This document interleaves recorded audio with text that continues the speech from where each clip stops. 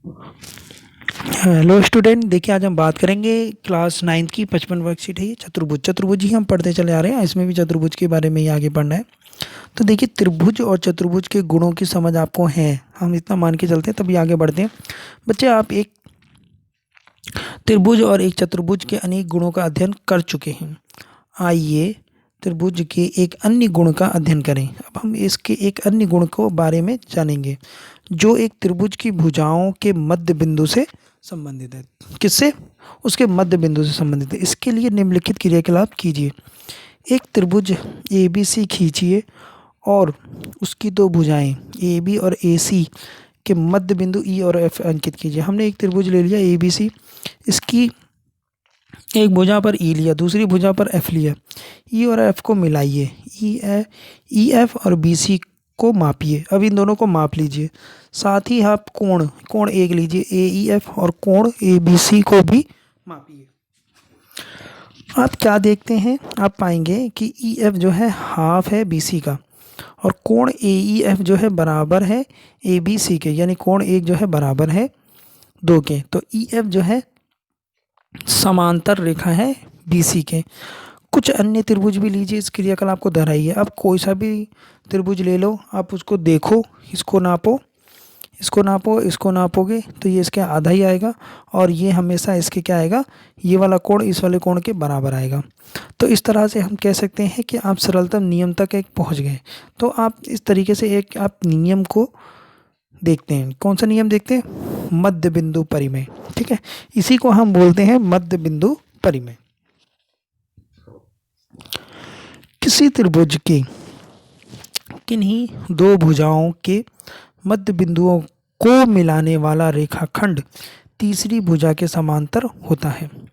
किसी भी त्रिभुज के किन्हीं दो भुजा, जब भी आप किसी भी दो भुजा को मिलाते हैं, देखिए, किसी त्रिभुज की किन्हीं दो भुजाओं के मध्य बिंदु को मिलाने वाली रेखा, चलिए बना लेते हैं। त्रिभुज के किन्हीं दो भुजाओं को मध्य बिंदु पे मिलाने वाली रेखा, ठीक है, यानी रेखा तीसरी भुजा की क्या होती है? समांतर हो जाती है। यानी ई एफ जो है आपका समांतर होगा बी सी के। इसका अर्थ है, यदि हमें दिया है ई एफ मध्य बिंदु है, ए बी का एफ जो है मध्य बिंदु है ए सी का, तो ई एफ जो है समांतर है बी सी के। क्या आप इस परिमेय का विलोम लिख सकते हैं? क्या आप इसका विलोम सत्य है? क्या आप देखेंगे इसका विलोम भी सत्य है? जी, नीचे दिया जा रहा है, देखिए कैसे। किसी त्रिभुज की एक भुजा के मध्य बिंदु से दूसरी भुजा पे समांतर खींची गई रेखा तीसरी भुजा को समद्विभाजित करती है। यानी कहना ये चाह रहा है, जैसे ए बी सी हो गया, तो ये एक रेखा होगी, हमने इसको जब खींचा, समांतर खींच रहे बी सी के ई एफ को, तो वो एफ को भी क्या कर रही है? मध्य बिंदु पर विभाजित कर रही है। इसका अर्थ है, देखिए, ई मध्य बिंदु है ए बी का, ई एफ जो है समांतर है बी सी के, तो इसका परिणाम आप देखेंगे कि एफ जो है मध्य बिंदु है ए सी का, तो इसका ये कन्वर्ज भी हो गया, उल्टा भी हो गया। ठीक है, तो मध्य बिंदु से आपको ये समझना है कि किसी भी त्रिभुज में एक भुजा के समांतर और उनकी दो भुजाएं जो हैं उसको मध्य बिंदु पर विभाजित करती हैं। ठीक है, आगे देखिए, उदाहरण लिया है। त्रिभुज ए बी सी में डी ई एफ क्रमशः भुजा ए बी बी सी सी ए के मध्य बिंदु है। दर्शाइए कि बिंदु डी ई एफ को मिलाने पर त्रिभुज ए बी सी चार सर्वांशक त्रिभुजों में विभाजित हो जाता है। चूँकि हमें पता है कि डी ई क्रमशः भुजा ए बी बी सी के मध्य बिंदु है, इसीलिए परिमेय द्वारा, देखिए, डी ये रहा, ई ये रहा, तो ये मध्य बिंदु है, तो जाहिर सी बात है डी ई, ये जो डी ई जो है, डी ई जो है समांतर होगा ए सी के। ठीक है, वैसे ही डी एफ जो है समांतर होगा बी सी के, ई एफ समांतर होगा ए बी के। इसीलिए A D E F, B D E F, D F C E में से प्रत्येक एक समांतर चतुर्भुज है। ठीक है, ये एक क्या निकल के आ गया हमारे पास? एक समांतर चतुर्भुज। तो क्योंकि देख रहे, जब ये समांतर हैं, इसकी भुजाएं समांतर, तो एक समांतर चतुर्भुज निकल के आ जाएगा ना। अब डी ई समांतर चतुर्भुज बी डी ई एफ का एक विकर्ण है, आप इसको लीजिए, देखिए B B D E F, ठीक है। और आप ये देख रहे हैं डी ई जो इसका क्या है, एक विकर्ण है। जब ये विकर्ण है तो हमने ये एक प्रॉपर्टी पढ़ी थी चतुर्भुज वाले में कि ये जो दो त्रिभुज हैं वो दोनों आपस में क्या होंगे, सर्वांगसम होंगे। तो इसीलिए जो त्रिभुज बी डी ई है वो सर्वांगसम होगा त्रिभुज एफ ई डी के। ये सर्वांगसम का निशान है बीच में, तो त्रिभुज दो बराबर होगा त्रिभुज एक के। उसी प्रकार से हम सारा दिखा देंगे कि त्रिभुज डी ए एफ सर्वांगसम होगा एफ ई डी के त्रिभुज तीन बराबर एक के। एफ ई एफ सी त्रिभुज जो है बराबर होगा एफ ई डी के त्रिभुज चार जो है एक के। तो चारों क्या हो गए, सर्वांगसम हो गए आपस में। अब आपको क्वेश्चन दिया हुआ करने के लिए, ए बी सी एक त्रिभुज है जिसका कोण सी जो है समकोण है, ये 90 डिग्री का है। कर्ण ए बी के मध्य बिंदु एम से होकर, कर्ण हमारा क्या है, ए बी है, यहाँ ए है, मध्य बिंदु एम से होकर बी सी के समांतर खींची गई, बी सी के क्या कह रही है, समांतर खींची गई है, समांतर खींची गई रेखा ए सी को डी पर प्रतिच्छेद करती है, ए सी को डी पर प्रतिच्छेद करती है, समांतर खींची गई है। यानी आपको ये दे दिया बी सी जो है समांतर है एम डी के, ठीक है, ध्यान रखिएगा।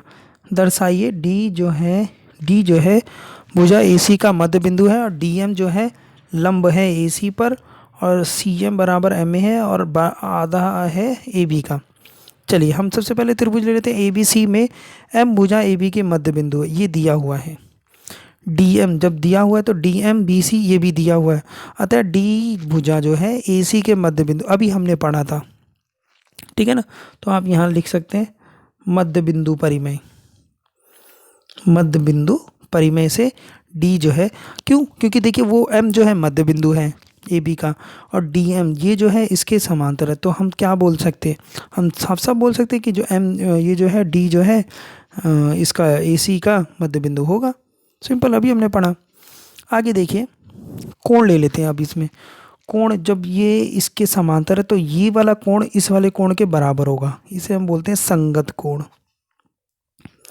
संगत कोण, ठीक है, संगत कोण से बराबर होगा। जब ये 90 हमें दिया हुआ है, ये दिया हुआ है, तो वो 90 जब 90 है तो इसका मतलब क्या है, डी एम जो है लंब है ए सी पर, तो दूसरा भी हो गया। 90 किसे बोलते हैं, लंब को ही तो बोलते हैं।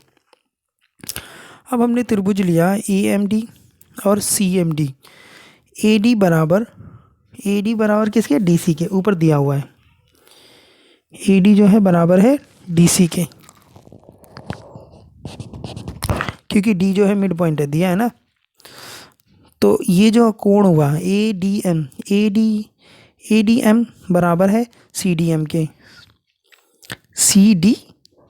के, बात है कि है, ठीक है, प्रत्येक 90 डिग्री का होगा क्योंकि ऐसा कोण बन रहा है। तो ये 90 का, तो ये भी 90 का ही होगा ना, 180 का बनता है।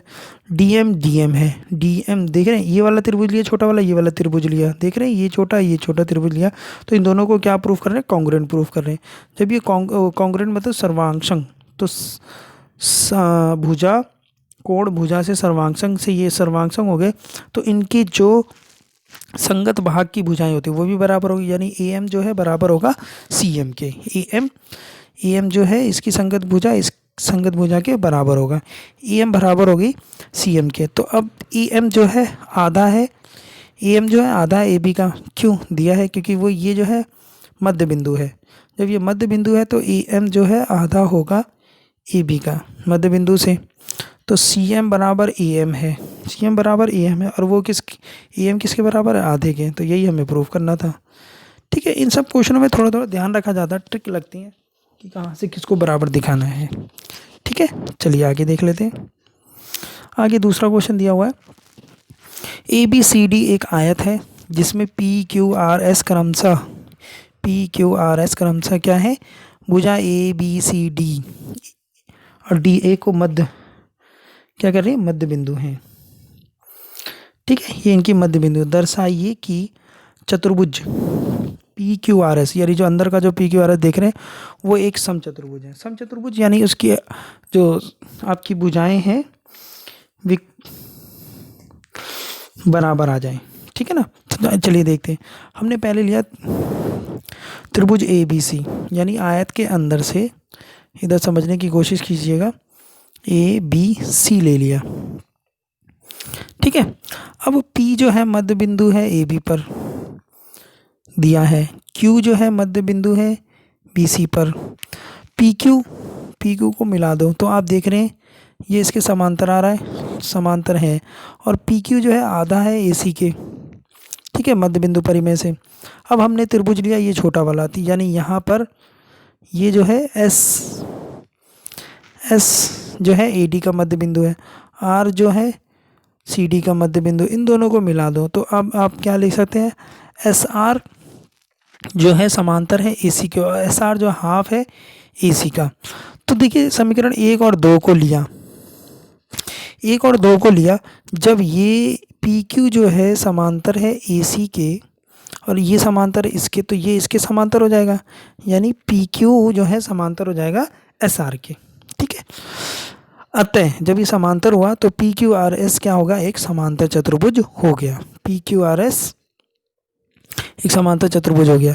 इस प्रकार से हमने लिया बी सी डी। अब हमने लिया बी सी डी, इसको आधा कर दीजिए, बी सी डी लिया तो इसमें आप देख रहे हैं कि क्यू भुजा जो है बी सी की मध्य बिंदु है, क्यू भुजा जो बी सी की मध्य बिंदु है, आर जो है सी डी की मध्य बिंदु है, ठीक है ना। सेम वैसे ही अभी जो हमने प्रूव किया था वैसे ही प्रूव करें, तो क्यू आर जो है आधा है, क्यू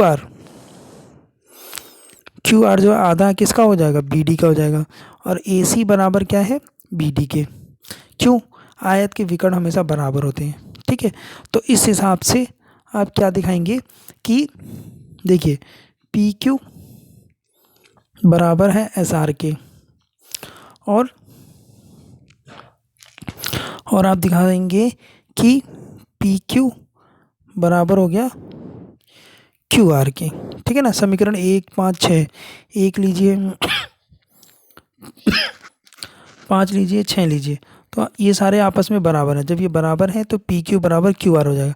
तो जब ये भुजा इस भुजा के बराबर है तो हम बोल सकते हैं पी क्यू आर एक समचतुर्भुज है, क्योंकि एक समांतर चतुर्भुज जिसके आंसन कोण, आंसन भुजा एक दूसरे पर निर्भर करती हैं, जब वो बराबर होती हैं तो हम उसे समचतुर्भुज कहते हैं, ठीक है। तो ऐसे क्वेश्चनों को ध्यान से देखिए, थोड़े से घूमे हुए होते हैं, बड़े होते हैं, टिपिकल लगते हैं, मगर होते आसान है, ठीक है। Okay, thank you.